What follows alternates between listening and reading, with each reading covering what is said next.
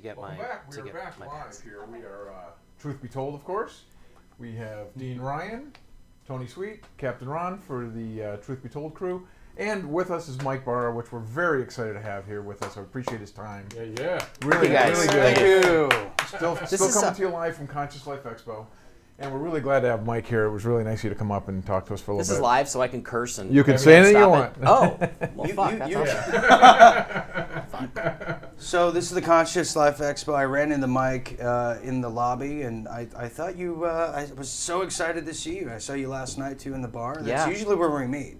I haven't seen you since we spent those 10 years in a Turkish prison together. So it was great to see you, Dean. Yeah. I did have the top bunk, so Yeah, I don't right. remember much. But no, so you're doing your thing, your lectures tonight right after mine. Right. And, Right. I hope to keep some of your audience. That would be So nice. the opening act, all right. Yeah. Yeah. Well, no, I'm a hard act to no. follow. I'm a hard act to Yeah. follow. That's but, a tough lead-in right there. Yeah, well, thank you. Cut his mic off. Anyways, but no, it's so great to see you, and tell us about what you're doing here, and then we'll get into some personal things a little later. Okay, Yeah. all right, sounds good. Yeah. Well, I mean, here basically I'm promoting my new book, which is called Hidden Agenda, NASA and the Secret Space Program, and it started with me going to a lot of these conferences like the Expo last year and Contact in the Desert and the New Living Expo, which is one I do in San Francisco.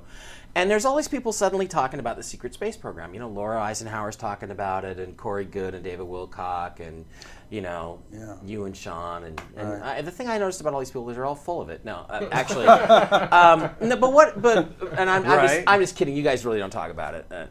But it's like, as I'm watching these presentations, which are drawing all these people, I'm like thinking, but there's no substantiation to any of this stuff. Like what? Like I'm an engineer by background, right? And what I want to do is I want to get into the nuts and bolts. Well, how do you know that? How do you know we have a secret space fleet? And what was the technology based on? And there's a lot of vague stuff. And I thought, well, what I might want to do, because this is what I do, is let's go through and see what I can find that's actual evidence that we have captured flying saucer technology, or that we have you know, engineered certain things that could have led to us having a private space program that was off the books, right?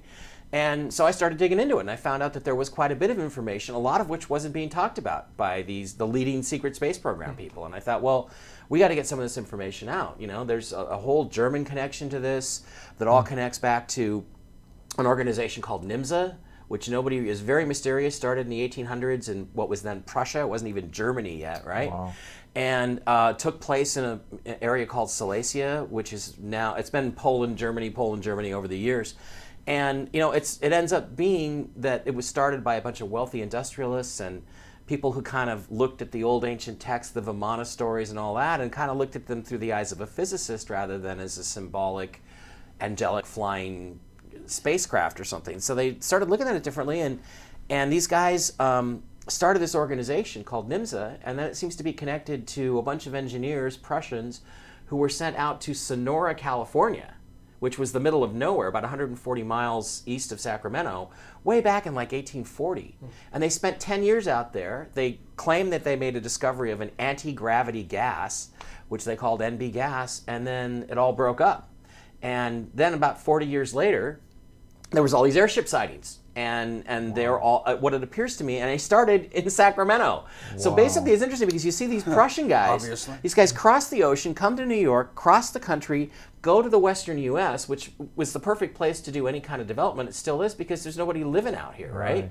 There's all these deserts where you can do all this private development. It seems like they worked on these airships, developed this technology, and then the sightings start the pattern in the West and go all the way back east, and I think went to Germany.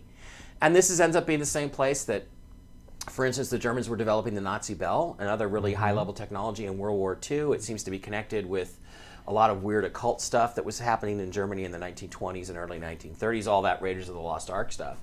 Yeah. And ends up in Nazi flying saucers, and I'm just tracing on, and there's all these things line up. So to give you the Reader's Digest, it's basically I discovered that there was quite a bit more substance to the idea that we had been privately developing what you would call flying saucer technology for a long time as human beings. I thought he was going to say, you know, in the 50s. You went back to 1840. Yeah, this was already kind of and then this all kind of came in out in the more in the 50s because we all heard about this stuff, the Nazi flying saucers that were probably encountered in Antarctica and all that stuff, and in the 50s, you know, aerospace companies. I'm an aerospace engineer, at least originally I was. And they were openly advertising for researchers, engineers, and scientists to work on anti-gravity. And there's all this stuff, all these papers. There, I found an American inventor, a guy named T. Townsend Brown, who was working on, guess what, disc-shaped objects that seemed to defy gravity by electrifying the shells and all this stuff. And it's like it all starts to add up. And there's German guys, and a guy named Schauberger, and you look at it and you start saying, well, this Bell thing is a logical engineering development, at least in my mind, of this early experimentation, and that's like the reactor, and that's why the flying saucer is the disk with the cupola on top, because you've got a bell inside there generating some weird field, and then the disk is how you control the directions, and it, all this stuff begin to add up, and then you look into stuff like the MJ-12 documents, which we all know a little bit about, and some of the stuff that was out there. And it looks like what happened is that after World War II and maybe Roswell and some other incidents, I'm kind of saying that Roswell, I think, was actually crashed German flying wings. Really? That were converted, yeah. That's the theory of, what's his name, who was on Coast to Coast. He said it was the Nazi weather. Well, there was a fighter bomber called the Horton HO-229. Right. And they captured a prototype of it at the end of the war. The plans for the next, they started out small and then they built them up. They actually had a wooden prototype that was completely built. And it was a flying wing. And if you look at it, it's like, wow, it looks exactly like what Kenneth Arnold drew as what he saw in Mount Rainier, the very first flying saucer. And he said it was really unstable and it wobbled and it kind of skipped. And it's like, okay, well, here's the thing. Flying wings don't work because they're unstable airframes, right? Basically, from an engineering standpoint, you can't control them until the invention of fiber optic technologies, which allowed computers to control the control surfaces, the ailerons or whatever they call them. And basically, on the B-2, they're making micro adjustments every split second. Wow. To make that thing stable and fly in the direction you want it to fly in. Otherwise, it would be flying all over the place, which is exactly what Arnold described. What they did in the 50s, right? Right, and then and of course, Mount Rainier, near McChord Air Force Base in Washington State, where I grew up, at that time it was completely isolated. There was nobody out there. But Arnold makes this sighting. There's all this incredible hubbub about it for 2 weeks, and then something crashes in Roswell. And they say at first it's a flying disc or flying saucer, but then you look at the drawings from some of the people who claim they saw it, and again, it's this flying wing shape. And to me, I look at it and I'm like, they just took the German flying wing and they did some development on it. And there's other little details like the cockpit is very forward in the German plane and it's moved back in the middle. Well, you would, from an engineering standpoint, you'd do that because it would change the center of gravity and increase the stability of the airframe. I think those were experimental German aircraft that then ended up, Tony, this is what I've been talking about. It's like UFOs are really IFOs, identified flying objects. Right. No, I'm not saying that there weren't other UFO stuff, aliens visiting and crash and stuff, but I think that some of these things are mistaken. And so anyway, I'm going to ask you a question. When you said back in the 1840s, and then 40 years later they came out to California. Right. Now, you said after they came out and started working with this gas, they started seeing flying ships. Was it quite a bit later? Well, quite a bit later. Okay, but was it ships that they created, or is it like extraterrestrial coming down going, wait a minute, now they're messing with? That's a really interesting question because there was this group that was called the Sonora Air Club that that other people believe and I support was a development of NIMSA. It was sort of the American arm, and they basically sent them out here because Europe, even though it was less populated in the 1800s than it is today, was still fairly busy by comparison to the Western United States, which was empty. Right? And it's a perfect place to actually do secret development. Again, that's why we have Area 51 in Nevada. And these places in California were completely isolated, which allowed them to experiment with different airframes. And actually, there's a guy named Charles Delschau, who was one of the Prussians that came to America and basically made a beeline for Sonora.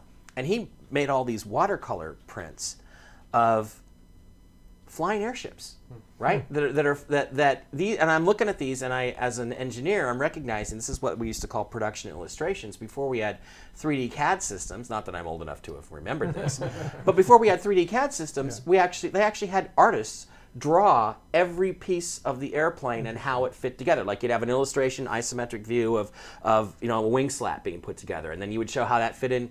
And that's what these are. They are designs for these airships that he was drawing from memory. So I think they built airframe after airframe, experimented with these different propellants, And, you know, it took them 40 years to get them to actually work, which, you know, if you look at the development of technology, it takes a long time. I mean, we've been working on... Especially back then, right? Right. It's even more, yeah, it's even more so back then because, like, right now we've got this Orion spacecraft, which is supposed to replace Apollo as our next manned space capsule. That contract was granted in 2006 to the wrong company, by the way. I lost my cushy job in LA from that.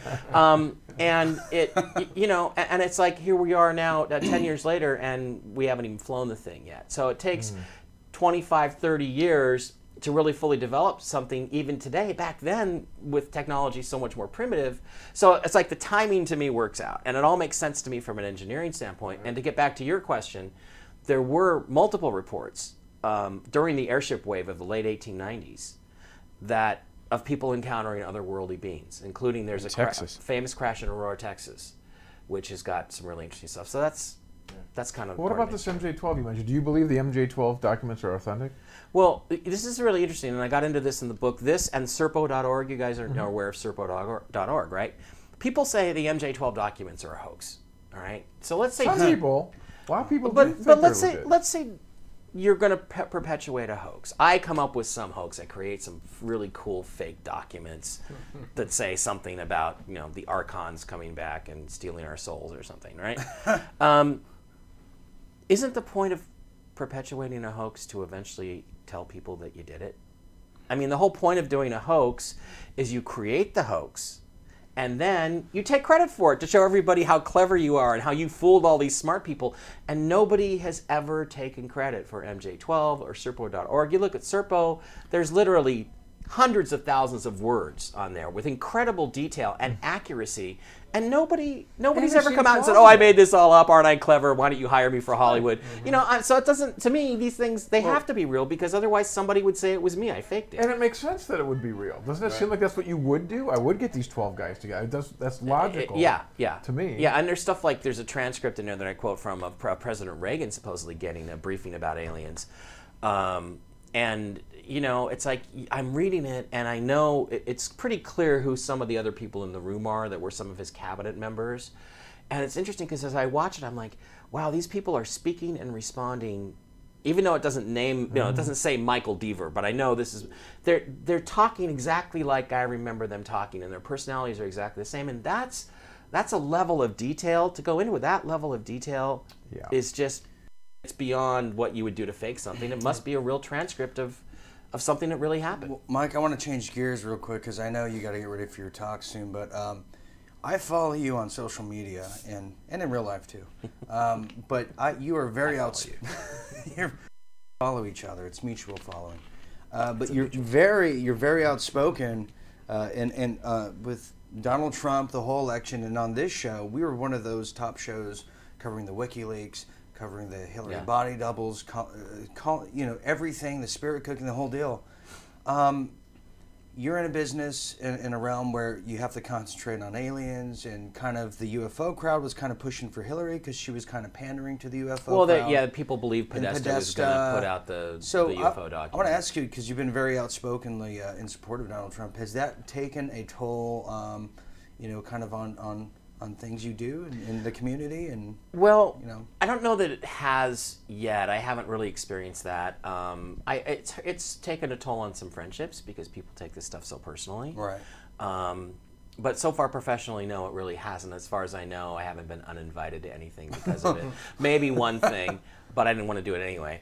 But it is something you have to watch. I mean, you have to be concerned about that because really it's kind of like a football player making a political statement. It's like, you know, half your fans. I mean, I remember Michael Jordan famously said, you know, they asked him, why don't you talk about politics? And he said, well, Republicans buy shoes too. Right. So, you know, that's an important thing. And I do get advice from people that are close to me that I need to back off about that. But I think what it was is that to me, this election, which I do think was a legitimate election. And, you know, a lot of people think our elections are all fake, and I don't buy that now after this one. I used to be concerned about that. But this was so important in terms of changing the direction of the country, you know, draining the swamp, paying back to the working class people who have just been stolen from for the last 30 or 40 years. That, you know, to me, it's like people say Trump's a liar. Well, I knew what the other side was going to do. I knew what was going to happen if Hillary got elected. Trump, I'm going to take a chance and say maybe he's legitimately is what he says he is. And there was some really interesting stuff around the inauguration. You know, I was watching. Yeah, with the fireworks and the stuff. Fireworks and stuff, and there was, you know, like he gives this inaugural speech, and you know, there's this whole idea that there's a difference between the democracy and the republic, right? That the republic, the original United States, was formed under the Articles of Confederation, and when you live under the laws of a republic, you don't need any more law than that. Basically, it says don't fuck your brother over. If you do, pay him. Give him restitution. If he asks for restitution, you know, do that. Yeah. But of course, we all know human beings are flawed and they're selfish and they're greedy. And, you know, after a while it didn't work. And then they replaced that with the democracy, which was the Constitution in 1789. And of course, there's been some fooling around with the actual Constitution. And people argue that after the Civil War, that basically we have a corporate government, that our current government, previous democracy, was really a corporation, not actually a republic. And so I'm kind of watching for signs, you know? And Trump's sitting there and he's starting to give his speech, and I'm like, oh, that's a pretty good speech. And it started to rain a little bit, and you saw 1 or 2 military guys come down with umbrellas, and then they went back up because the rain stopped. And then all of a sudden I see 6 military guys, one from each of the different services, I saw that including too. the Coast Guards. And they're standing right behind Donald Trump while he's giving his speech. And at the moment they do that, he's saying, January 20th, 2017 is the date which will be marked in the future as the date that the government was taken away from the corporations and the special interests and given back to you, the people of the United States, which is an overt statement of the Republic. And that's an overt declaration, and we're going back to the Republic and all this stuff. Because a lot of these government agencies, EPA and all these different agencies, they're all extra constitutional. You really, if you read Homeland Security, which is Homeland Security being another one. All the New Deal stuff. The New Deal is totally unconstitutional, which is why the United States is always in a perpetual state of emergency. Right. If you go to the White House, somewhere you'll find a little document that says, you know, the United States there's a state of emergency declared because of the threat, the serious threat posed by. One time I read it was Serbia and Montenegro was a serious threat to the U.S. So we had to be in a state of emergency. At any rate, that's like the corporatocracy structure.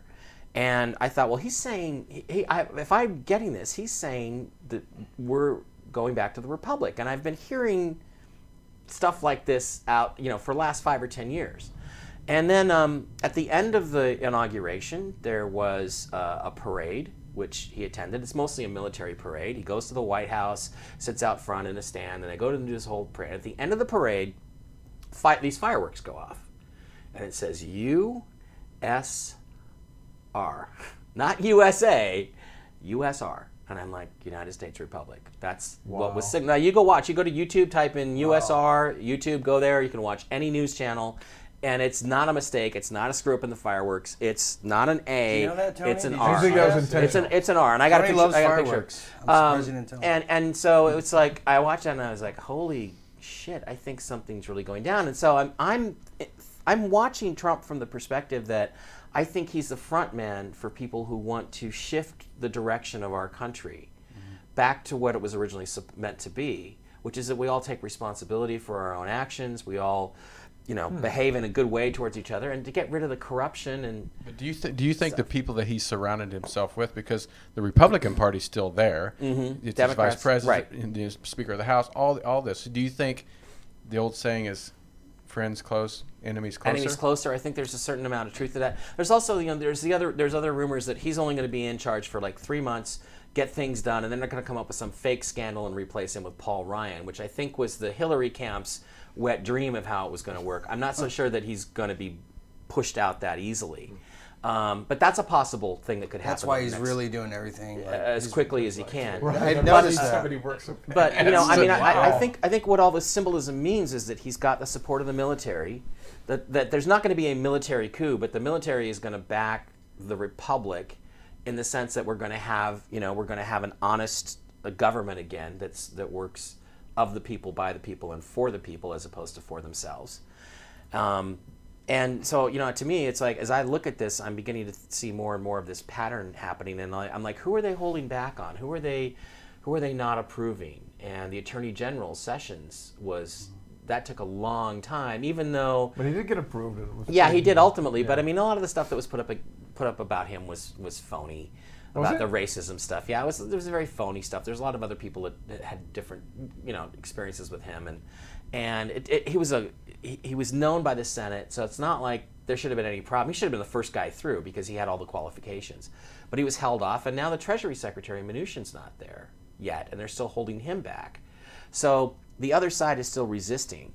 But Trump said something I thought that was extremely extraordinary yesterday, where he said, or Friday, he said that he was with the Prime Minister of Japan, and he said, we're going to have, very soon, there's going to be a change in currencies, the currency valuations of the entire world. And you're going to see that all the currencies are going to come much more into balance. In other words, there's not, the Chinese yuan's not going to be worth pennies on the dollar, which allows them to sell their goods far cheaper in the U.S.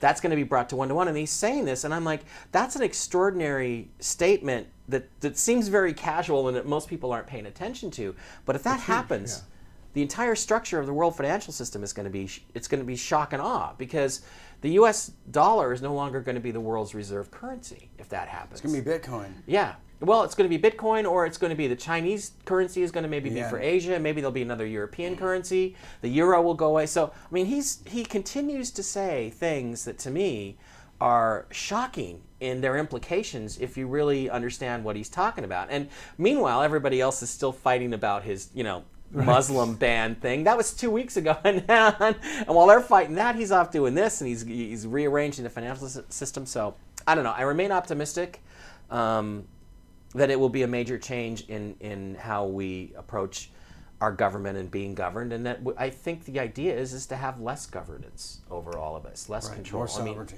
Yeah, and we've got a situation now. Shit, Dean. I know I talked through this whole thing with you guys, but we got a situation now where they're telling us what kind of light bulbs we can put in our lamps and what kind of toilet seats. And what really pushed Brexit was Brussels tried to tell the British they couldn't sell teapots anymore because it was a threat to the environment or something. That was the straw. Yeah, did you guys know that? That was a big. That was like, this is it. That was when the English people said, "Fuck you." That's it. We're done. We like our teapots. Sorry. So not to filibuster this whole thing, guys. No. Really great. So I'm not going to talk about any of this political stuff tonight. I wish you would. But I wish you would. I wish you would, because I think it's very articulate. Because I think it really is up to alternative media to hold the fire to Trump's feet, but also to tell the truth about the majority of Americans are not getting from the mainstream. Yeah. Well, there's another thing that I've noticed too, which is bizarre, which is that the presidential seal is always in front of the president, right? When he speaks at a lectern or podium, there's always a presidential seal. And I begin to notice about 2 years ago that Obama was making fairly frequent appearances with no presidential seal, which really weirded me out. There'd be like a lectern but no seal, and I'm like, does that mean for right now he's not the president? Who's somebody else the president? Because they seem to be shifting back and forth. And then since Trump has been elected, I've just been watching TV. I think I first noticed it when he announced his Supreme Court nomination. And the lectern was green. It was like green, like pool table felt green. I'm going to pay attention to this. But you should. And even the presidential seal, which it specifically says in the congressional act that creates it, that it must be, there's a blue panel behind it, was green. There's some green leaves, but the rest of it was green. How old's your TV, Mike? It's a few years old, but I see pictures. I see pictures where it's kind of a gray color, but those are really muted. And I see pictures where it's a little bit more blue. But of course, news organizations can Photoshop stuff before they put them out and adjust the color. And then what finally clinched it for me was and then again I would see another speech, and there would be the green lectern again. Right. And then finally he Trump himself put out a Twitter photo of himself speaking the other day, and it's green as hell. So blue is the color of the corporate democracy, that's for sure. So I'm like trying to figure out what is the green color. What does the green mean? Does he appear orange to you on your screen? He does. He does. And that's the other, well, and that's the other thing too, is that all the other colors are right. All the whites are correct. All the blues are correct. And I'm like, so the only thing that's different is this green podium, and it seems to shift colors. And based on everything you just said now, and it's so incredible, I think I might have saw you at the Women's March not too long ago. I had a vagina hat on. I swear to God, I saw Mike there. I mean, I don't Tanya know. made me. My girlfriend Tanya made me a vagina hat. Is that true? Okay. Vag hat. I saw that. I saw you there, but. Mike, we could go on for hours. Yeah, I'm sorry I took up the whole time. No, please. We love you it. anyway. But it's your show. I didn't let you guys talk. I feel bad. No, I'll feel bad for 5 minutes. Right. I'll get over it. Get over it. So where can people find you? Where can they contact you? Give us some links. I got my blog, mikebara.blogspot.com. Just do Mike Bara in Google and you'll get my blog site come up, along with a bunch of other crazy people who hate me. Isn't it weird how like your haters, Google always pushes the haters up to the top, even though they have like no traffic. But it'll come up. Just type in Mike Bara. It's 1 R B A R A. We're going to see you on Ancient Aliens this coming season? I will. I was going to shoot some this week. Turns out it's going to be put off, but I'll be doing 3 or 4 episodes of that. I'll be doing another news show on History Channel with Jimmy Church, which nobody can talk about, except I just did. And there's another show. I know about it. There's another show from another network, 6-part episode, which is going to be like Ancient Aliens. In other words, a talking head kind of show about aliens, but it's not going to be just restricted to ancient aliens. And I can't tell you that network, but that's going to happen this year. And that actually seems a lot of stuff you can't tell us. Seemed really cool. There's a lot of stuff I can't tell you.